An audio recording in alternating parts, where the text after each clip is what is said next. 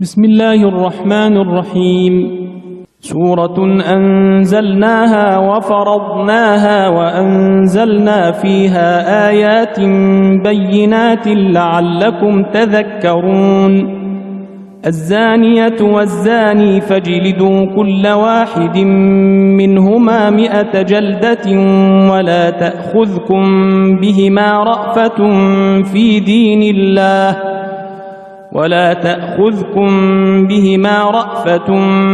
دين الله إن كنتم تؤمنون بالله واليوم الآخر وليشهد عذابهما طائفة من المؤمنين.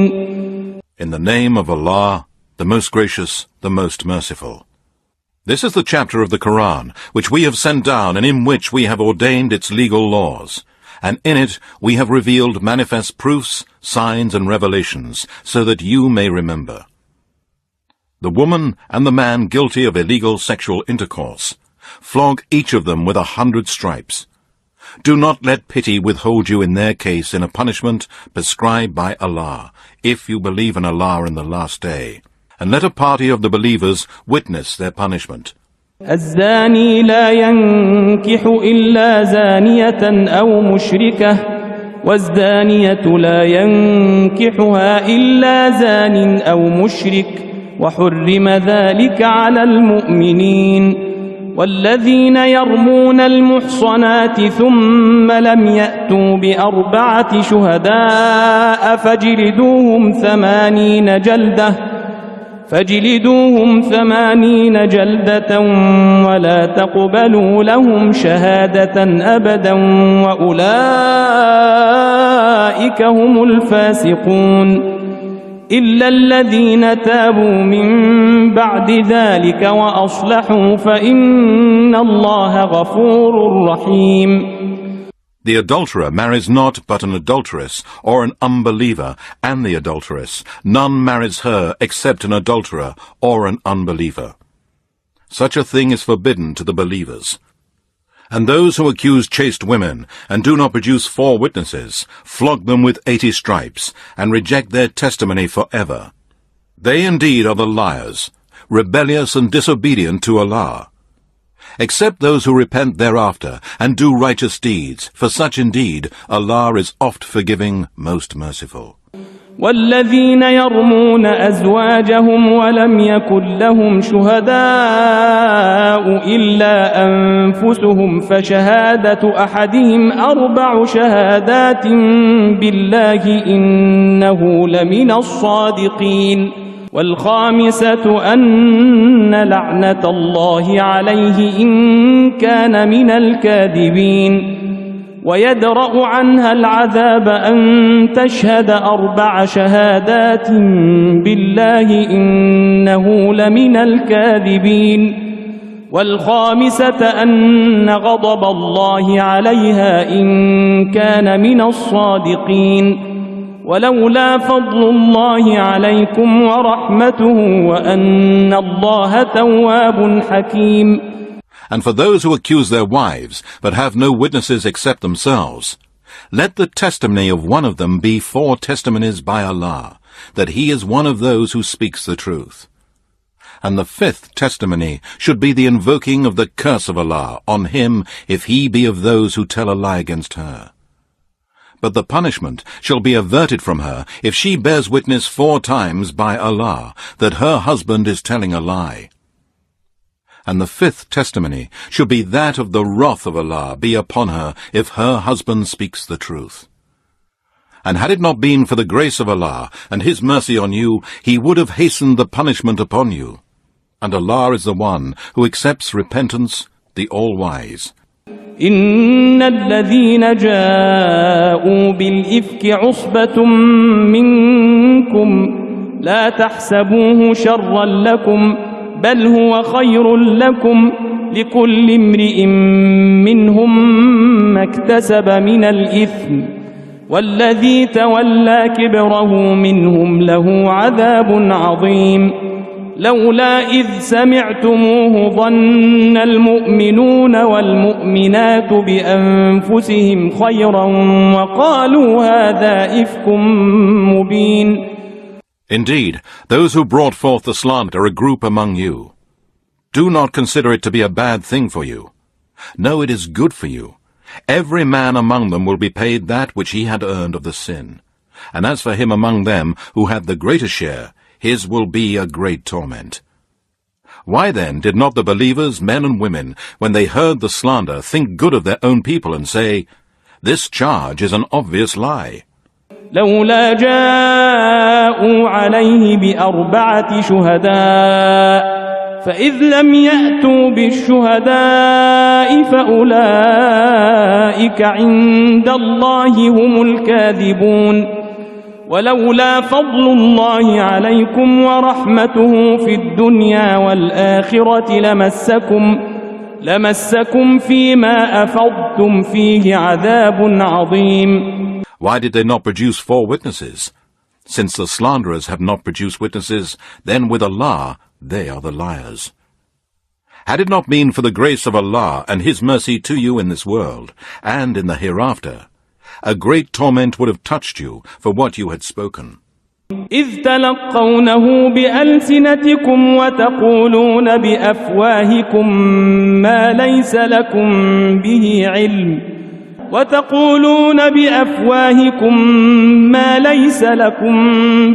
علم وتحسبونه هينا وهو عند الله عظيم. When you were spreading it with your tongues and uttering with your mouths that of which you had no knowledge, you counted it a little thing, while with Allah it was very great. And why did you not, when you heard it, say, "It is not right for us to speak of this. Glory be to you, O Allah. This is a great lie." ولولا إذ سمعتموه قلتم ما يكون لنا أن نتكلم بهذا سبحانك هذا بهتان عظيم. يعظكم الله أن تعودوا لمثله أبدا إن كنتم مؤمنين ويبين الله لكم الآيات والله عليم حكيم. Allah forbids you from it, and warns you not to repeat the like of it forever, if you are believers. And Allah makes the proofs, signs, and revelations plain to you, and Allah is all-knowing, all-wise.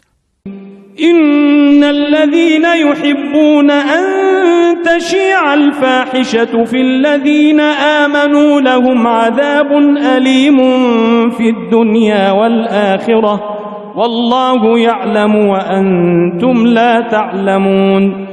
ولولا فضل الله عليكم ورحمته وأن الله رؤوف رحيم. Indeed, those who like the crime of illegal sexual intercourse should be made clear among those who believe. They will have a painful torment in this world and in the hereafter. And Allah knows, and you do not know. And had it not been for the grace of Allah and His mercy on you, Allah would have hastened the punishment upon you. And Allah is full of kindness, most merciful. يا أيها الذين آمنوا لا تتبعوا خطوات الشيطان ومن يتبع خطوات الشيطان فإنه يأمر بالفحشاء والمنكر ولولا فضل الله عليكم ورحمته ما زكى منكم من أحد أبدا ولكن الله يزكي من يشاء والله سميع عليم. O you who believe, follow not the footsteps of Satan, and whoever follows the footsteps of Satan, then know that he commands you to commit indecency and disbelief and polytheism. And had it not been for the grace of Allah and His mercy on you, not one of you would ever have been pure from sins. But Allah purifies and guides to Islam whom He wills, and Allah is all-hearer, all-knower. ولا يأتل أولو الفضل منكم والسعة أن يؤتوا أولي القربى والمساكين والمهاجرين في سبيل الله وليعفوا وليصفحوا ألا تحبون أن يغفر الله لكم والله غفور رحيم إن الذين يرمون المحصنات الغافلات المؤمنات لعنوا في الدنيا والآخرة ولهم عذاب عظيم. And let not those among you who are blessed with graces and wealth swear not to give any sort of help to their relatives, the poor, and those who left their homes for Allah's cause. Let them pardon and forgive. Do you not love that Allah should forgive you? And Allah is oft forgiving, most merciful. Indeed, those who accuse chaste women, who never even think of anything touching their chastity, and who are true believers, are cursed in this life and in the hereafter, and for them will be a great torment. يوم تشهد عليهم ألسنتهم وأيديهم وأرجلهم بما كانوا يعملون يومئذ يوفيهم الله دينهم الحق ويعلمون أن الله هو الحق المبين. On the day when their tongues, their hands, and their legs or feet will bear witness against them as to what they used to do, on that day Allah will pay them the recompense of their deeds in full, and they will know that Allah is the manifest truth. الخبيثات للخبيثين والخبيثون للخبيثات والطيبات للطيبين والطيبون للطيبات والطيبات للطيبين والطيبون للطيبات أولئك مبرؤون مما يقولون لهم مغفرة ورزق كريم. The bad women for the bad men, and the bad men for the bad women, and the good women for the good men, and the good men for the good women. Such amongst the good people are innocent of each and every bad statement which the others say. For them is forgiveness and a generous provision in paradise. يا أيها الذين آمنوا لا تدخلوا بيوتا غير بيوتكم حتى تستأنسوا وتسلموا على أهلها ذلكم خير لكم لعلكم تذكرون. فإن لم تجدوا فيها أحدا فلا تدخلوها حتى يؤذن لكم وإن قيل لكم ارجعوا فارجعوا هو أزكى لكم والله بما تعملون عليم. O you who believe, do not enter houses other than your own until you have asked permission and greeted those in them. That is better for you, in order that you may remember. And if you find no one there, still do not enter until permission has been given. And if you are asked to go back, go back. It is purer for you, and Allah is all-knower of what you do. ليس عليكم جناح أن تدخلوا بيوتا غير مسكونة فيها متاع لكم والله يعلم ما تبدون وما تكتمون. قل للمؤمنين يغضوا من أبصارهم ويحفظوا فروجهم ذلك أزكى لهم إن الله خبير بما يصنعون. There is no sin on you that you enter without taking permission houses uninhabited, which serve some other interest for you. And Allah has knowledge of what you reveal and what you conceal.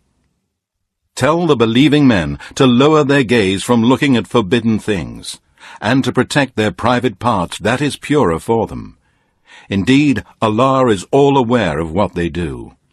وقل للمؤمنات يغضضن من أبصارهن ويحفظن فروجهن ولا يبدين زينتهن إلا ما ظهر منها ولا يبدين زينتهن إلا ما ظهر منها وليضربن بخمرهن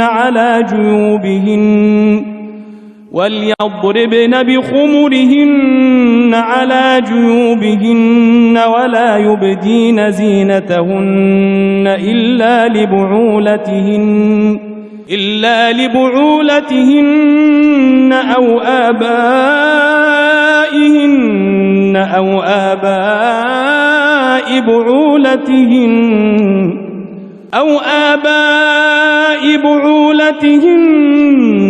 أبنائهن أو أبناء بعولتهن أو إخوانهن أو بني إخوانهن أو بني أخواتهن أو نسائهن أو ما ملكت أيمانهن أو التابعين غير أولي الإربة من الرجال أو الطفل الذين لم يظهروا على عورات النساء ولا يضربن بأرجلهن ليعلم ما يخفين من زينتهن وتوبوا إلى الله جميعا أيها المؤمنون لعلكم تفلحون. And tell the believing women to lower their gaze from looking at forbidden things, and protect their private parts from illegal sexual acts, and not to show off their adornment, except only that which is apparent, and to draw their veils over their bodies, and not to reveal their adornment except to their husbands, their fathers, their husbands' fathers, their sons, their husbands' sons, their brothers, or their brothers' sons, or their sisters' sons, or the Muslim women, or the female slaves whom their right hands possess, or old male servants who lack vigor, or small children who have no sense of the shame of sex. And let them not stamp their feet so as to reveal what they hide of their adornment. And, O believers, beg Allah to forgive you all, that you may be successful. وأنكحوا الأيام منكم والصالحين من عبادكم وإمائكم إن يكونوا فقراء يغنهم الله من فضله والله واسع عليم وليستعفف الذين لا يجدون نكاحا حتى يغنيهم الله من فضله والذين يبتغون الكتاب مما ملكت أيمانكم فكاتبوهم إن علمتم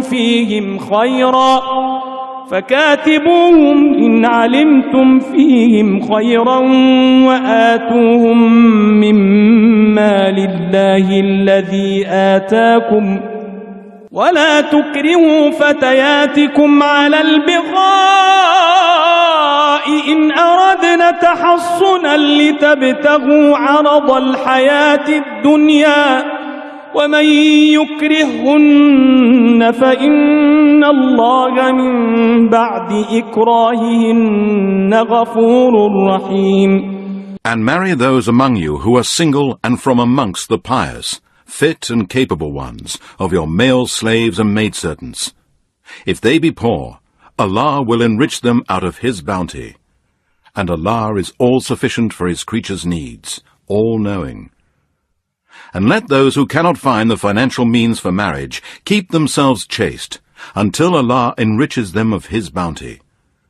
And such of your slaves who seek a writing of emancipation, give them such writing, if you know that they are good and trustworthy. And give them something yourselves out of the wealth which Allah has bestowed upon you. And do not force your maids to prostitution, if they desire chastity, in order that you may make a gain in the goods of this worldly life. But if anyone forces them to prostitution, then after such force, Allah is oft forgiving, most merciful to those women. وَلَقَدْ أَنزَلْنَا إِلَيْكُمْ آيَاتٍ مُبَيِّنَاتٍ ومثلا من الذين خلوا من قبلكم وموعظة للمتقين. And indeed, we have sent down for you proofs, signs, and revelations that make things plain, and the example of those who passed away before you, and an admonition for those who are pious. الله نور السماوات والأرض مثل نوره كمشكاة فيها مصباح المصباح في زجاجة الزجاجة كأنها كوكب دري يوقد من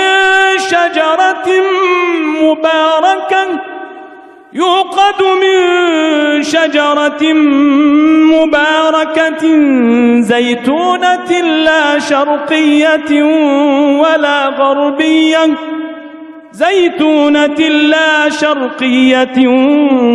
غربية يكاد زيتها يضيء ولو لم تمسسه نار نور على نور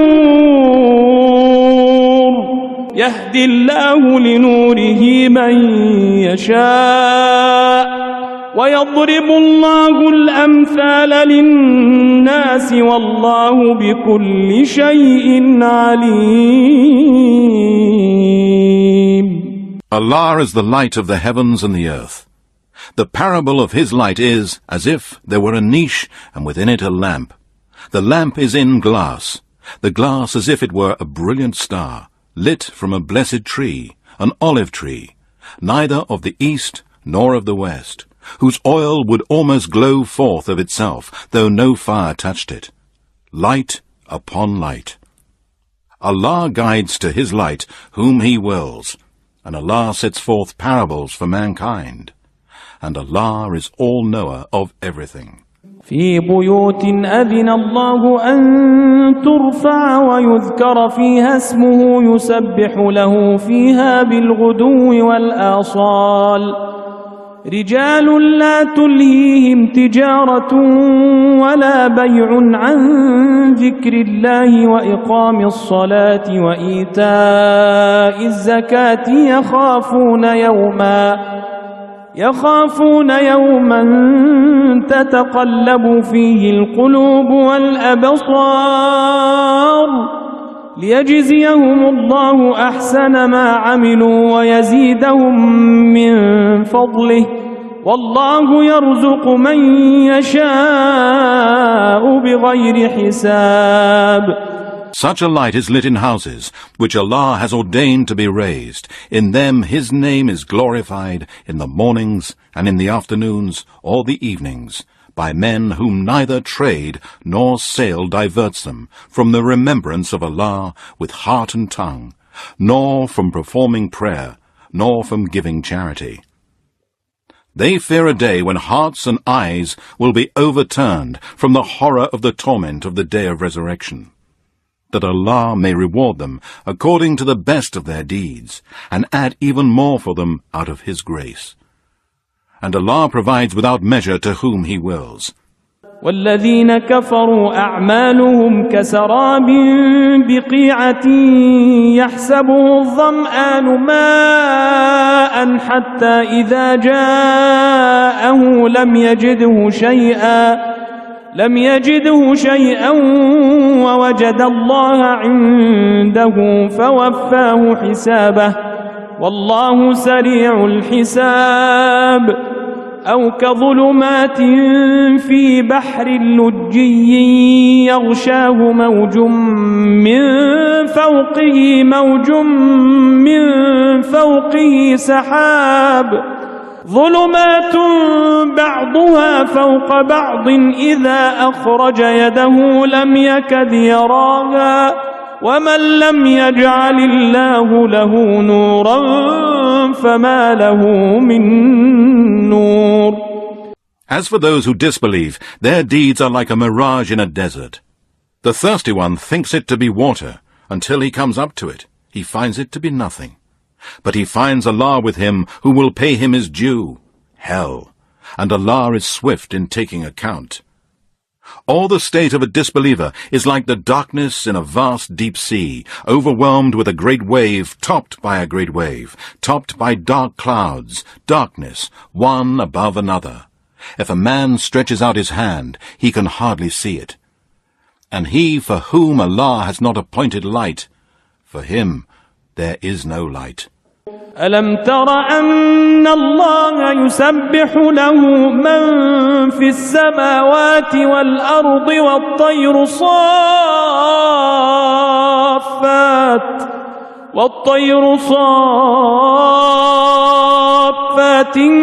كل قد علم صلاته وتسبيحه والله عليم بما يفعلون ولله ملك السماوات والأرض وإلى الله المصير. Do you not see that it is Allah to whom glorifies whoever is in the heavens and the earth, and the birds with wings outspread in their flight?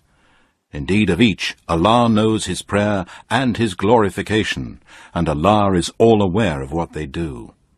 And to Allah belongs the sovereignty of the heavens and the earth, and to Allah is the return of all. ألم تر أن الله يزجي سحابا ثم يؤلف بينه ثم يجعله ركاما فترى الودق يخرج من خلاله وينزل من السماء من جبال فيها من برد فيصيب به من يشاء ويصرفه عن من يشاء يكاد سنا برقه يذهب بالأبصار يقلب الله الليل والنهار إن في ذلك لعبرة لأولي الأبصار. Do you not see that Allah drives the clouds gently, then joins them together, then forms them into layers, and you see the rain comes forth from between them? And he sends down from the sky hail from clouds like mountains, and strikes with it whom he wills, and averts it from whom he wills. The vivid flash of his lightning nearly blinds the sight. Allah causes the night and the day to succeed each other. Truly in these things is indeed a lesson for those who have insight. والله خلق كل دابة من ماء فمنهم من يمشي على بطنه ومنهم من يمشي على رجلين ومنهم من يمشي على أربع يخلق الله ما يشاء إن الله على كل شيء قدير. لقد أنزلنا آيات مبينات والله يهدي من يشاء إلى صراط مستقيم. Allah has created every moving living creature from water. Of them there are some that creep on their bellies, some that walk on 2 legs, and some that walk on 4. Allah creates what he wills. Indeed, Allah is able to do all things. We have indeed sent down in this Quran manifest proofs, signs and revelations, lawful and unlawful things, and have set the boundaries of the religion of Islam. And Allah guides whom he wills to a straight path. ويقولون آمنا بالله وبالرسول وأطعنا ثم يتولى فريق منهم من بعد ذلك وما أولئك بالمؤمنين وإذا دعوا إلى الله ورسوله ليحكم بينهم إذا فريق منهم معرضون وإن يكن لهم الحق يأتوا إليه مذعنين أفي قلوبهم مرض أم ارتابوا أم يخافون أن يحيف الله عليهم ورسوله بل أولئك هم الظالمون. The hypocrites say, "We have believed in Allah and in the messenger Muhammad, and we obey." Then a party of them turn away. Such are not believers. And when they are called to Allah to judge between them, a party of them refuses to come and turns away. But if the right is with them, they come to him willingly with submission. Is there a disease in their hearts? Or do they doubt or fear lest Allah and His Messenger should wrong them in judgment? No, it is they themselves who are the polytheists, hypocrites, and wrongdoers. إنما كان قول المؤمنين إذا دعوا إلى الله ورسوله ليحكم بينهم أن يقولوا سمعنا وأطعنا وأولئك هم المفلحون ومن يطع الله ورسوله ويخشى الله ويتقه فأولئك هم الفائزون. The only saying of the faithful believers when they are called to Allah to judge between them is that they say, "We hear and we obey." And such are the prosperous ones who will live forever in paradise. And whoever obeys Allah and His Messenger fears Allah and keeps his duty to Him. Such are the successful ones. وَأَقْسَمُوا بِاللَّهِ جَهْدَ أَيْمَانِهِمْ لَئِنْ أَمَرْتَهُمْ لَيَخْرُجُنَّ قُلْ لَا تُقْسِمُوا طَاعَةٌ مَّعْرُوفَةٌ إِنَّ اللَّهَ خَبِيرٌ بِمَا تَعْمَلُونَ قُلْ أَطِيعُوا اللَّهَ وَأَطِيعُوا الرَّسُولَ فَإِن تَوَلَّوْا فَإِنَّمَا عَلَيْهِ مَا حُمِّلَ وَعَلَيْكُمْ مَا حُمِّلْتُمْ وَإِن تُطِيعُوهُ تَهْتَدُوا وَمَا عَلَى الرَّسُولِ إِلَّا الْبَلَاغُ الْمُبِينُ. They swear by Allah their strongest oaths, that if only you would order them, they would leave their homes to fight in Allah's cause. Say, do not swear. This obedience of yours is known to be false. Indeed, Allah knows well what you do. Say, obey Allah and obey the Messenger. But if you turn away, the Messenger is only responsible for the duty placed on him, to convey Allah's message, and you for that placed on you. If you obey him, you shall be on the right guidance. The messenger's duty is only to convey the message in a clear way. وعد الله الذين آمنوا منكم وعملوا الصالحات ليستخلفنهم في الأرض كما استخلف الذين من قبلهم وليمكنن لهم دينهم الذي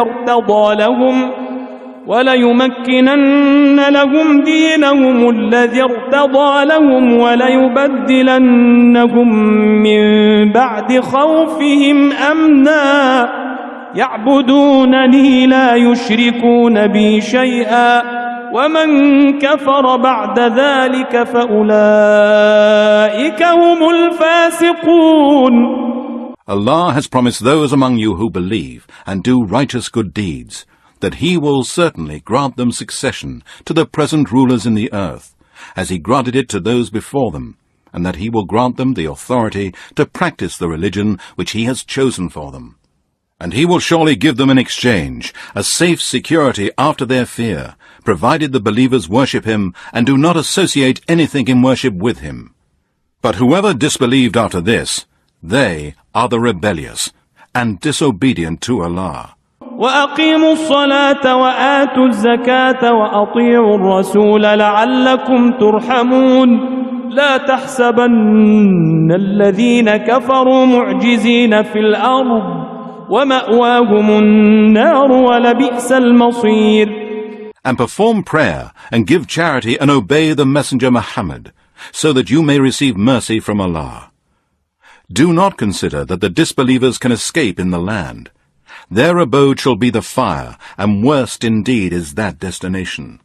يا أيها الذين آمنوا ليستأذنكم الذين ملكت أيمانكم والذين لم يبلغوا الحلم منكم 3 مرات من قبل صلاة الفجر وحين تضعون ثيابكم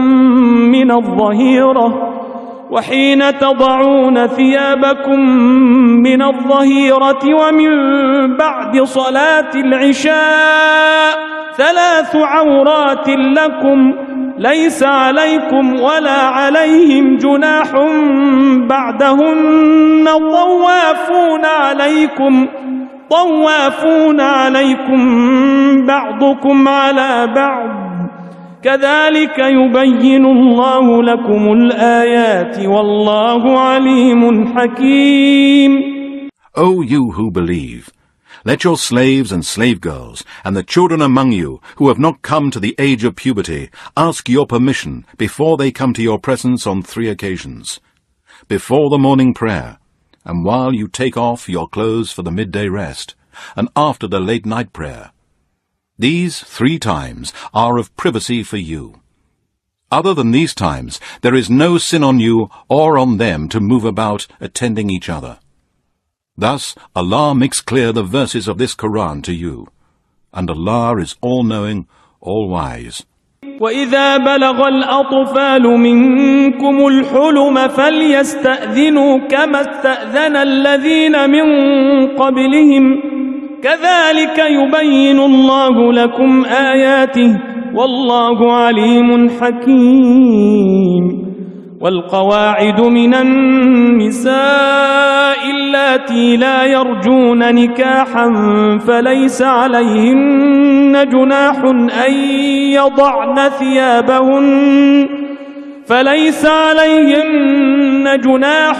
أن يضعن ثيابهن غير متبرجات بزينة وأن يستعففن خير لهن والله سميع عليم.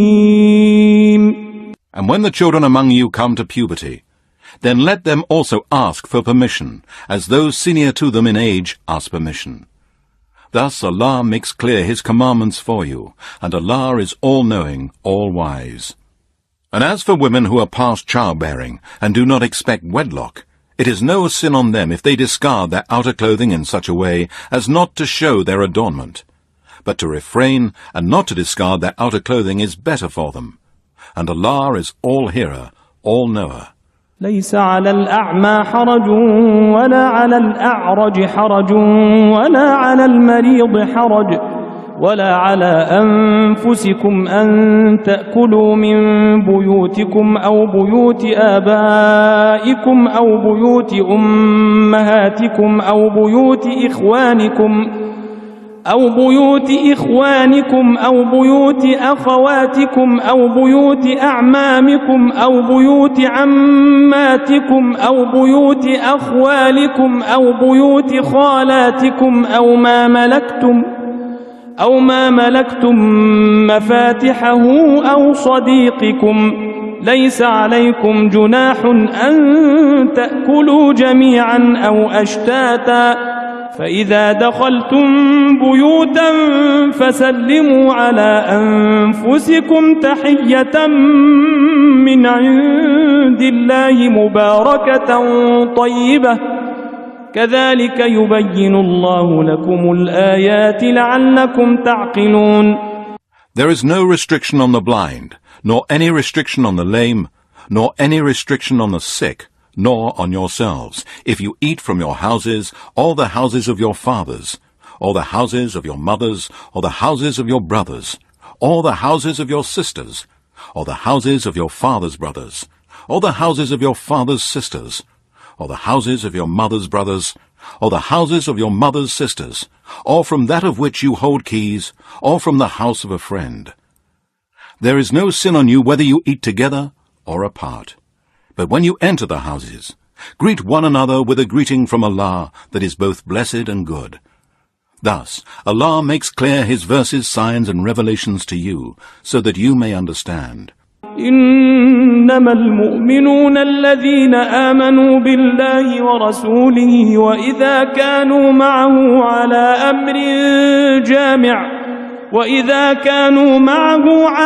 أمر جامع لم يذهبوا حتى يستأذنوه إن الذين يستأذنونك أولئك الذين يؤمنون بالله ورسوله فإذا استأذنوك لبعض شأنهم فأذن لمن شئت منهم واستغفر لهم الله إن الله غفور رحيم. The true believers are only those who believe in the oneness of Allah and His Messenger Muhammad. And when they are with him on some common matter, they do not go away until they have asked his permission. Indeed, those who ask your permission, they are those who really believe in Allah and His Messenger. So if they ask your permission for some affair of theirs, give permission to whom you will of them, and ask Allah for their forgiveness. Truly, Allah is oft forgiving, most merciful. لا تجعلوا دعاء الرسول بينكم كدعاء بعضكم بعضا قد يعلم الله الذين يتسللون منكم لواذا فليحذر الذين يخالفون عن أمره أن تصيبهم فتنة أو يصيبهم عذاب أليم ألا إن لله ما في السماوات والأرض قد يعلم ما أنتم عليه ويوم يرجعون إليه فينبئهم بما عملوا والله بكل شيء عليم. Make not the calling of the Messenger Muhammad among you as your calling of one another. Allah knows those of you who slip away under shelter of some excuse without taking the permission to leave from the Messenger. And let those who oppose the Messenger's commandment beware, lest some trials and afflictions befall them, or a painful torment be inflicted on them. Certainly to Allah belongs all that is in the heavens and the earth. Surely He knows your condition, and He knows the day when they will be brought back to Him. Then He will inform them of what they did. And Allah is all-knower of everything. صدق الله العلي العظيم.